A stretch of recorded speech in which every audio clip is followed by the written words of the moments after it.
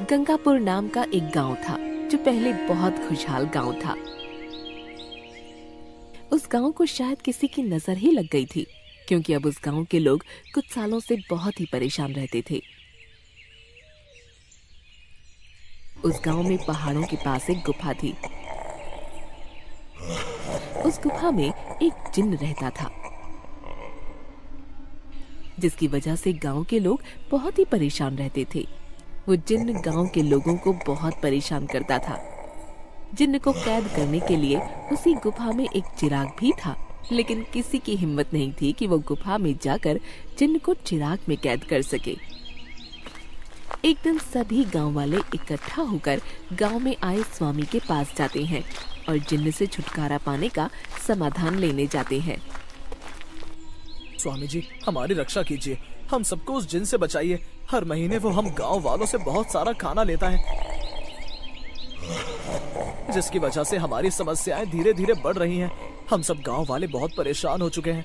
अगर हम उसे खाने को नहीं देते हैं तो वो किसी भी इंसान को मार देता है। इसी डर से हम सभी गांव वाले हर महीने उसके लिए बहुत सारा भोजन तैयार करके उसकी गुफा के बाहर रख देते हैं और वो भोजन को अंदर खींच लेता है। हम सभी गांव वाले ये भी जानते हैं कि अगर वो जिन बाहर आ जाएगा तो वो हम में से किसी को भी नहीं छोड़ेगा। हम सभी गांव वाले के अंदर उस जिन का बहुत ज्यादा डर बैठ चुका है। हम में से कोई भी उस जिन का कुछ नहीं कर सकता, क्योंकि उसके पास जादुई शक्तियां भी हैं, जिससे वो हम पर कभी भी हमला कर सकता है। मैं जानता हूँ कि आप लोग बहुत सालों से उस जिन से बहुत परेशान हैं। जैसे ही मुझे पता लगा कि वो जिन इस गांव में है, मैं तभी अपने शिष्यों के साथ यहाँ आया हूँ।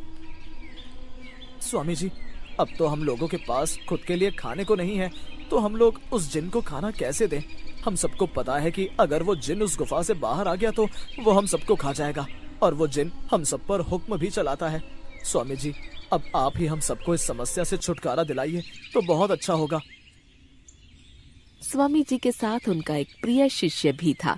स्वामी जी और उनका शिष्य दोनों ही बैठे हुए थे और आपस में बातें कर रहे थे कि उन्हें कोई उपाय जरूर करना होगा जिससे इस समस्या का समाधान निकाला जा सके। कल जब आप सब उस गुफा के पास खाना लेकर जाओगे तो मैं भी आप लोगों के साथ चलूंगा। हम सबको आप पर बहुत विश्वास है कि आप इस समस्या को दूर कर सकते हैं। हम पर बहुत मेहरबानी होगी। आप चिंता ना कीजिए, मैं जल्द ही इस समस्या का समाधान निकालूंगा। अगली सुबह जब उस जिन्न के लिए खाना बन चुका था तो सभी गांव वाले और स्वामी जी गुफा के बाहर गए। ये सारा खाना गुफा के बाहर रख दीजिए और आप सब गांव वापस चले जाइए। मैं अंदर जाकर उस जिन से बात करता हूँ। सभी गांव वाले इस बात को सुनकर बहुत खुश हो गए थे कि अब ये समस्या जल्द ही समाप्त हो जाएगी, लेकिन थोड़ा परेशान भी थे कि कहीं वो जिन्न स्वामी जी को कोई नुकसान न पहुंचा दे। तभी स्वामी जी गुफा के अंदर गए तो उन्होंने देखा कि गुफा अंदर से बहुत बड़ी थी और वहाँ एक बहुत बड़ा जिन्न बैठा हुआ नजर आ रहा था। उसका आकार देखने में बहुत विशाल था। तभी स्वामी जी ने उस जिन्न से कहा, तुम कौन हो और यहाँ पर क्यों रहते हो? मैं एक जिन हूँ और तुम कौन हो? तुम्हारी इस गुफा के अंदर घुसने की हिम्मत कैसे हुई? तुम्हें मेरी शक्तियों के बारे में पता नहीं है। जिन्न स्वामी जी पर हमला करने ही वाला था कि तभी स्वामी जी की नजर पास ही रखे चिराग पर पड़ी। वो तभी समझ गए थे कि ये जिन्न इसी चिराग का है और इसमें से ही बाहर निकला है। स्वामी जी को पता था कि ये जिन्न बहुत घमंडी है और ये कोई भी काम सोच समझकर नहीं करता। तभी उन्होंने जिन्न के साथ एक चाल चली। तुम इतने बड़े नजर आते हो, तुम हमारी तरह तो दिखाई नहीं देते हो।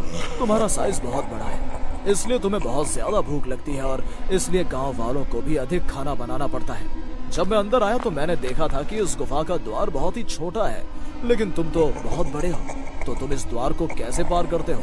मुझे ये बात समझ में नहीं आ रही। ये द्वार तो बहुत बड़ा है, मैं तो इससे भी छोटे द्वार से आराम से निकल सकता हूँ और मैं अपना साइज किसी भी तरह बदल सकता हूँ। मुझे तुम्हारी बात पर बिल्कुल भी यकीन नहीं हो रहा है कि तुम अपना साइज बदल सकते हो। मैं तो बहुत सालों से इस चिराग के अंदर रह रहा था, मुझे किसी ने बाहर निकाल दिया था। जैसे ही मैं इस चिराग से बाहर निकला तो वो मुझे देखकर डर कर भाग गया और मैं चिराग को लेकर इस गुफा में आ गया और फिर जब से मैं इसी गुफा में रहने लगा। लेकिन मुझे यकीन नहीं हो रहा कि तुम इतने छोटे से चिराग में कैसे रह सकते हो। स्वामी जी को यकीन दिलाने के लिए जिन्न छोटे आकार का हो गया और चिराग के अंदर चला गया। अंदर जाकर जिन्न ने स्वामी जी से कहा, अब तुमको यकीन हुआ कि मैं झूठ नहीं बोल रहा था। स्वामी जी ने जल्दी से चिराग को उठाया और ऊपर से चिराग को बंद कर दिया कि तभी जिन्न की आवाज आई, मुझे बाहर निकालो, तुम ये सही नहीं कर रहे, मुझे बाहर निकालो। लेकिन स्वामी जी ने चिराग को बंद कर दिया और इस तरह से जिन्न चिराग में बंद हो गया और चिराग बंद होते ही जिन्न की आवाजें भी आनी बंद हो गई। और फिर स्वामी जी चिराग को लेकर गुफा से बाहर आ गए। जब स्वामी जी चिराग को लेकर गांव में पहुंचे तो गांव वालों से कहने लगे, ये चिराग जिन का है और मैंने जिन को इसके अंदर बंद कर दिया है। अब आप सभी की समस्या हमेशा के लिए खत्म हो गई है। अब हमें इस चिराग को तालाब में डाल देना चाहिए, जिससे कि ये कभी भी किसी के हाथ में ना आए और ये समस्या दोबारा पैदा ना हो जाए। फिर सभी गांव वाले और स्वामी जी उस चिराग को लेकर गांव से दूर एक बड़े से तालाब में उसे फेंक आए और सभी गांव वाले स्वामी जी का शुक्रिया